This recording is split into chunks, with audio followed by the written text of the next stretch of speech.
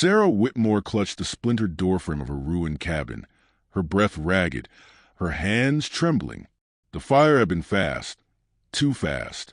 One moment, she had been inside, stirring a meager supper.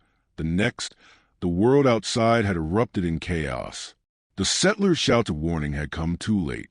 Now, the air was thick with the acrid stench of smoke, the charred remains of her home collapsing inward, sending glowing embers spiraling into the night sky. The flames had devoured everything, her husband, her children. She could still hear their cries. Her knees buckled, and she pitched forward into the dirt, gasping. Her fingers clawed the ground, digging into the cold, damp earth as if she could anchor herself to something real, something that hadn't been ripped away. But the truth was undeniable. She was alone. A shadow loomed over her. "Get up," a voice commanded. She turned her head slowly, vision blurred by grief. It was a man from the settlement, Collins, a wiry, sharp-eyed trapper with a permanent scowl. He stood over her, rifle slung over his shoulder, his expression hard. Behind him, a group of settlers gathered, their faces tight with fear and impatience. Sarah struggled to her feet, wobbling unsteadily. "My family! They're gone!" Collins interrupted. His voice was flat, emotionless. "We don't have time for this." She swallowed hard, trying to steady her breathing. "We have to bury them." "We can't. We leave at dawn." Another man cut in, an older farmer named Miller. "If you want to stay and dig graves, that's your choice. But we're moving on." Sarah's stomach twisted. She searched their faces, desperate for some sign of sympathy, of kindness, but found only hardened resolve. "You're leaving me?" she whispered. Collins adjusted the strap of his rifle. "We don't have the means to carry you, and we sure as hell can't afford dead weight." Dead weight.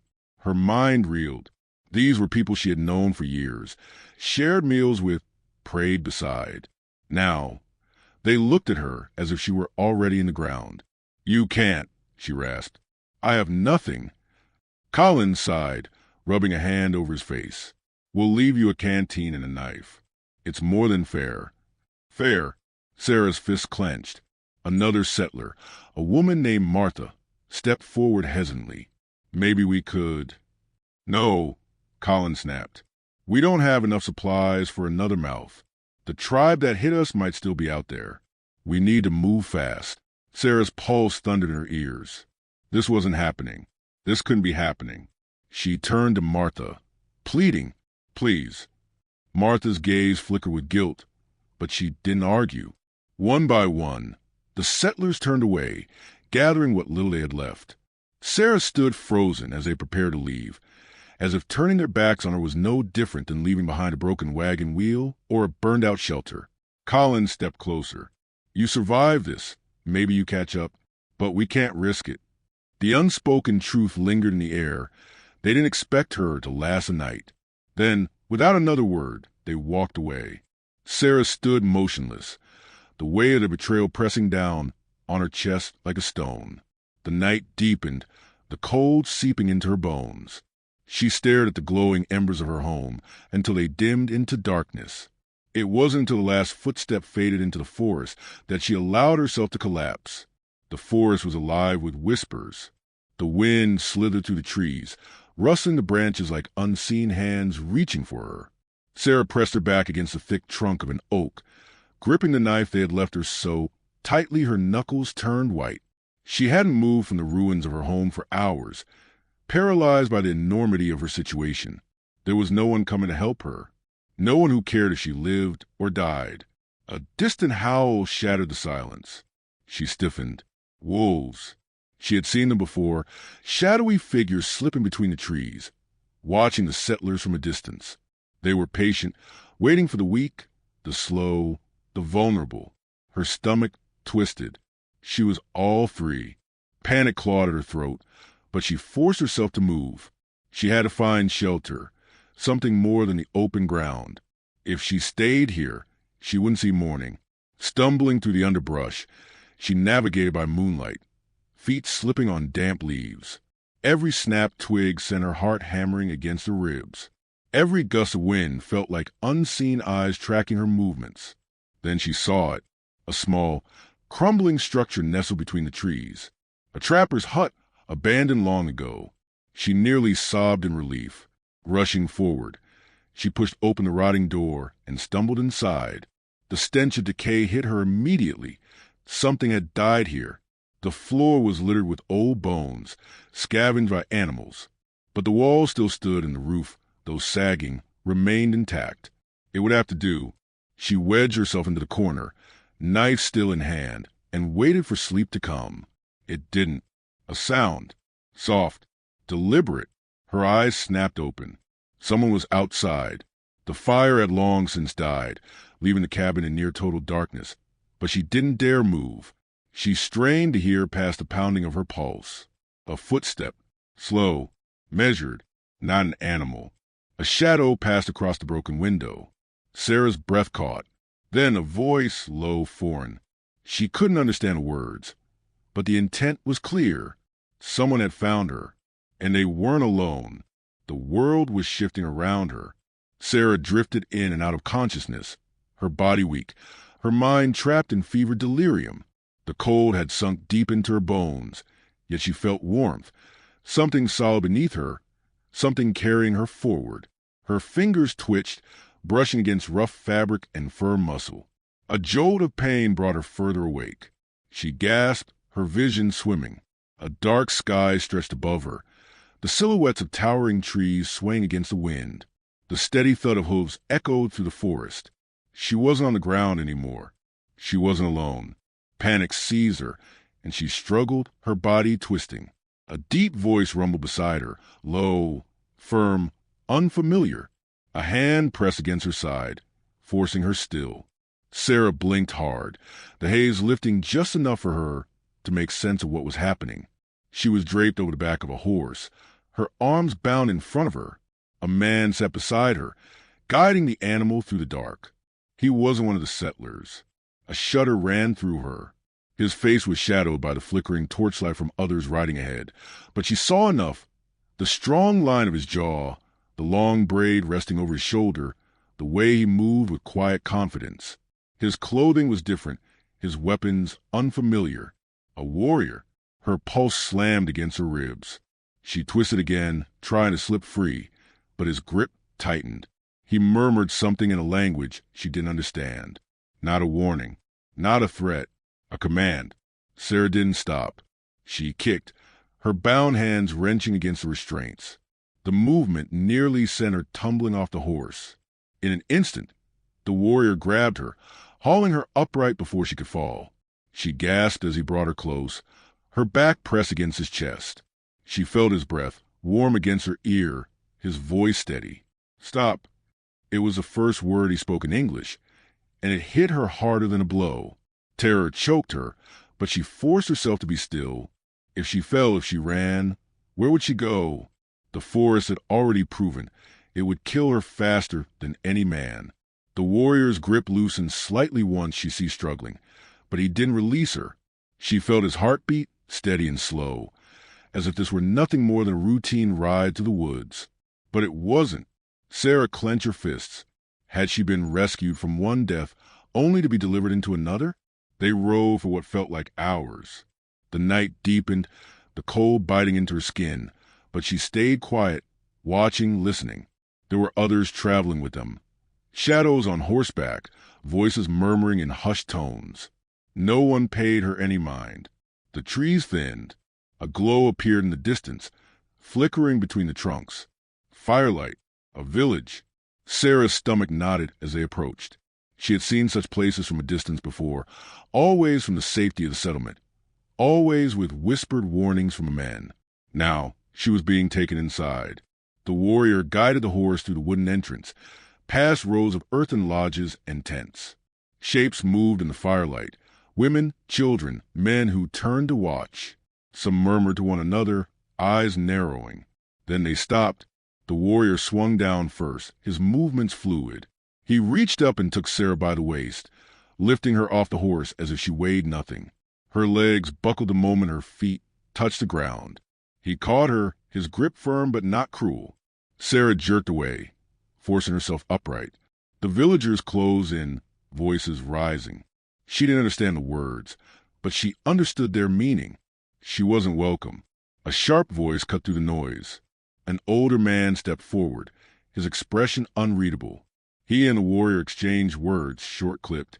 A question, a challenge. Sarah's gaze darted between them. She could still run. She could still fight. But where would she go? The warrior answered, his voice calm, unwavering. Whatever he said made the older man frown. Then silence. The elder turned away, muttering something to the others. The crowd dispersed slowly, reluctant but obeying. Sarah released a breath she hadn't realized she was holding. She turned to the warrior. "What did you tell them?" His gaze flicked to her, unreadable. Then, after a pause, he answered, "You live." The word sent a chill through her, not from fear, but from something deeper, something she couldn't name. The warrior gestured for her to follow. He led her past the fires, past watching eyes, to a lodge near the edge of the village.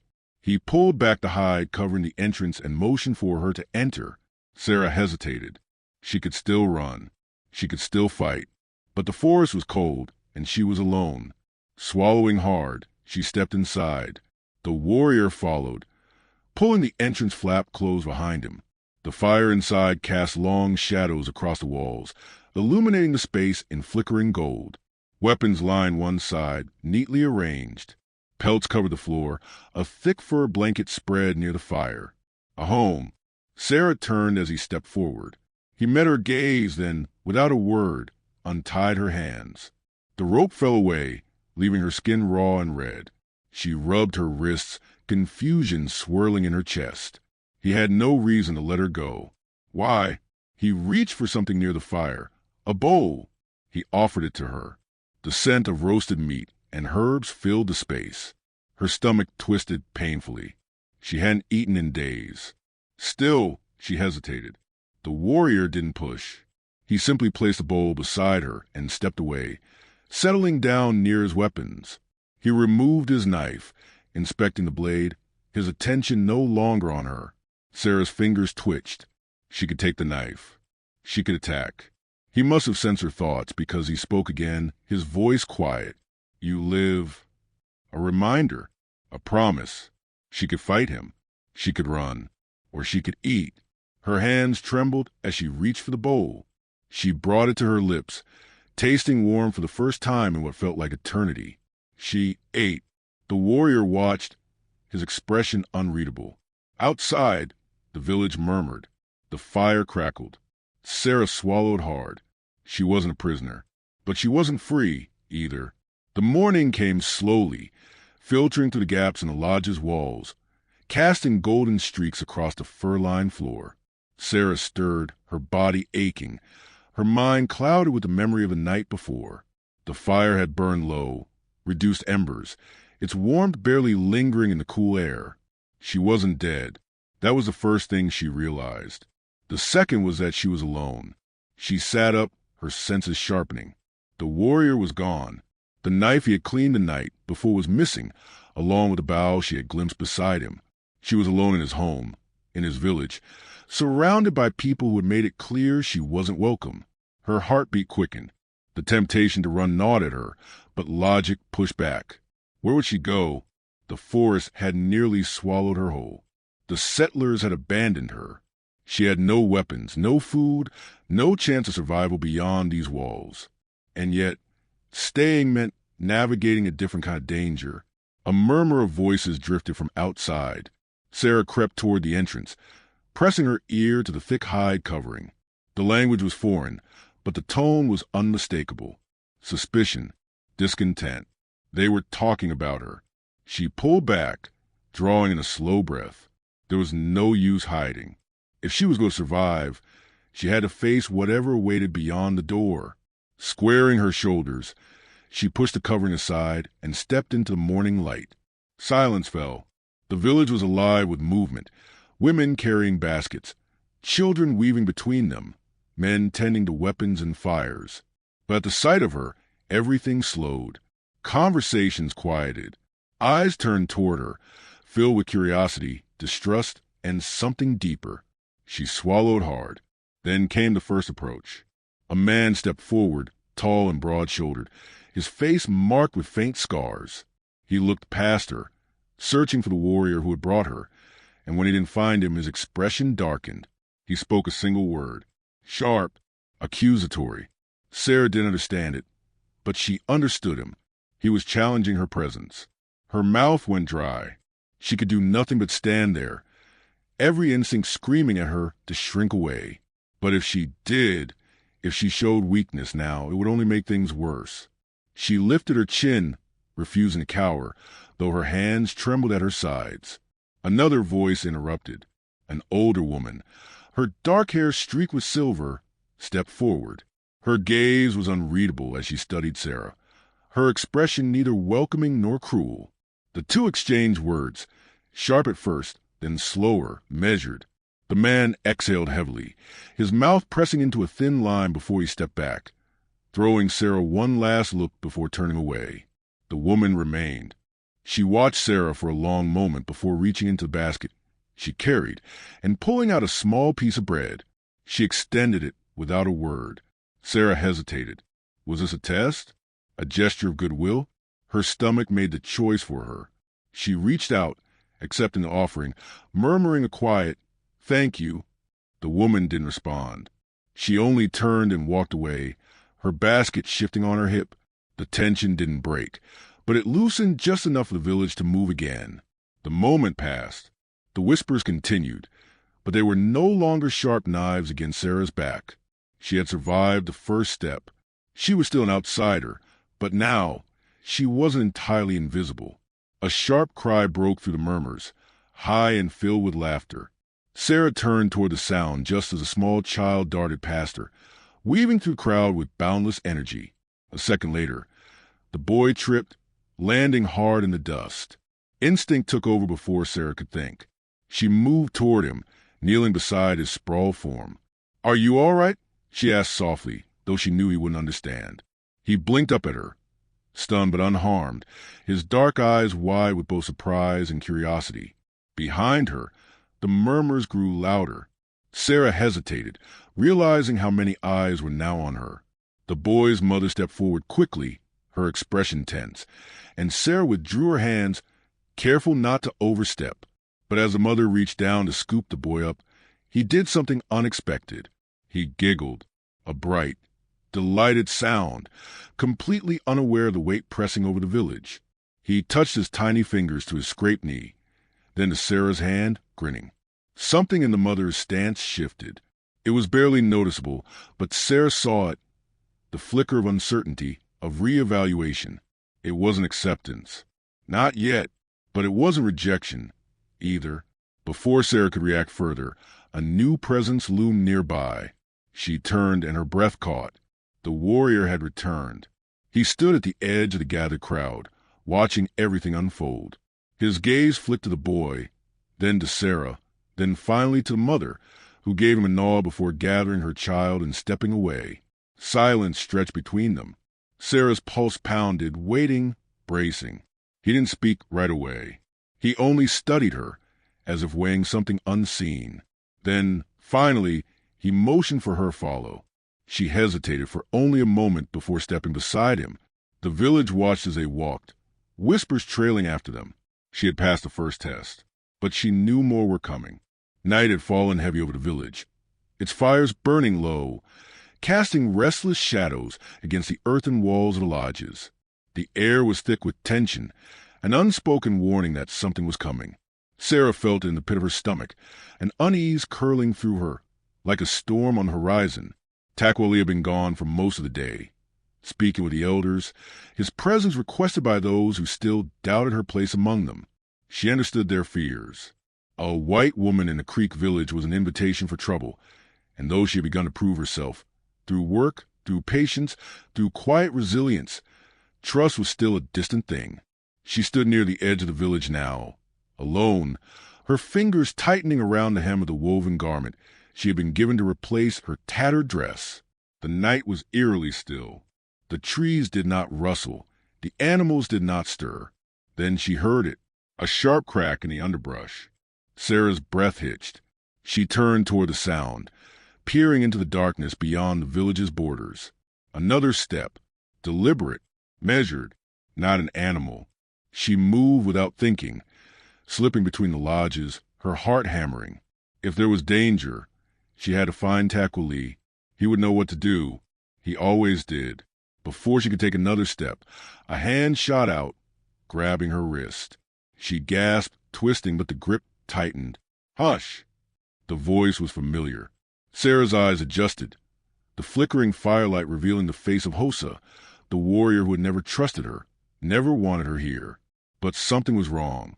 His stance was tense, his breathing shallow, his eyes darting toward the darkened tree line. "Come with me," he whispered. Sarah stiffened. "Why?" His jaw tightened. "Because they're coming. Your people." The word sent ice through her veins. "No," she whispered, shaking her head. "That's not possible." He exhaled sharply, gripping her arm tighter. "They followed your trail weeks ago. I told the elders. They wouldn't listen. Now they're here." Sarah's mind spun. The settlers had abandoned her. They had left her to die. Why would they come back now? Unless... The thought struck her like a physical blow.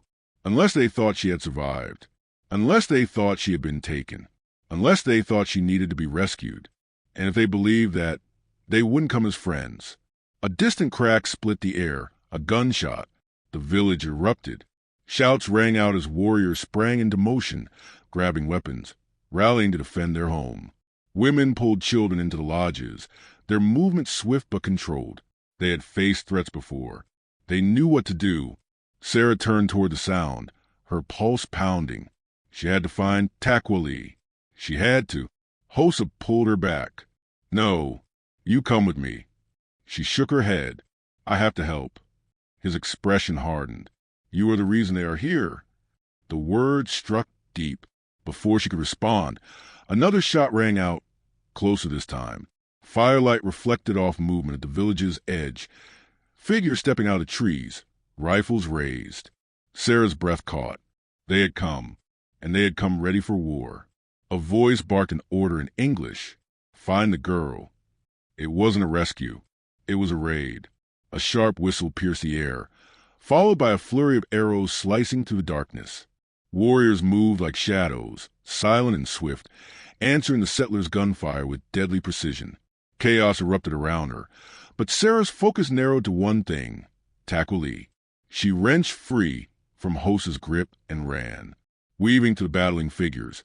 She barely noticed the bodies falling around her, the cries of the wounded lost in the rush of blood pounding in her ears. Then she saw him. Takwali stood near the center of the village, his bow raised, releasing arrows with practiced ease. His movements were fluid, precise, but he was outnumbered. A settler raised a rifle, aiming for his back. Sarah didn't think. She lunged forward, grabbing a fallen spear from the ground, and threw it with every ounce of strength she had left. The blade struck true, sinking deep into the man's side. He crumpled, his rifle firing wide, missing Takwali by inches. Takwali turned sharply, eyes widening as he registered what had happened. Then another figure stepped from the smoke. Collins! Sarah barely recognized him. His face was streaked with dirt, his eyes wild. He had been the one to leave her behind, and now he was here, rifle aimed straight at her. "There you are," he spat. Sarah froze. Takwali moved in front of her, his blade raised. Collins sneered. "Oh, I see. You've made yourself comfortable." His lip curled. "We thought you were dead. Turns out we were just late to the execution." Takwali didn't hesitate. He lunged. The two men collided, steel flashing, limbs tangling in a vicious struggle. Sarah scrambled back as they hit the ground, rolling in the dust. Takwali fought with the quiet efficiency she had seen before, but Collins was a brawler, ruthless and dirty. He slammed an elbow into Takwali's ribs, knocking the wind from him. The gun. Sarah's gaze darted to the rifle, lying forgotten in the dirt a few feet away. She moved, diving forward. She grabbed it, the cool metal biting into her palms. Collins saw too late. She raised a rifle, the weight unfamiliar but solid in her hands. He turned toward her, his lips curling into a snarl. Right before she pulled the trigger, The shot echoed through the village. Colin staggered, eyes wide in shock. He collapsed, his body motionless in the dust. Silence settled around her, thick and heavy. Then, slowly, the battle around them died. The remaining settlers, seeing their leader fall, hesitated. The Creek warriors did not. They struck with precision, driving the attackers back, forcing them into retreat. It was over. The village smoldered, the air thick with smoke and the scent of blood. Sarah stood frozen, the rifle still clutched in her hands. Takwali rose to his feet, his dark eyes locking onto hers. He stepped forward, gently lowering the weapon from her grip. His fingers brushed against hers, grounding her, steadying her. "You live," he murmured. She exhaled shakily. Not just lived, chose to live. She looked at the village. Her village, the place that had once been foreign, hostile, unknown. Now it was home.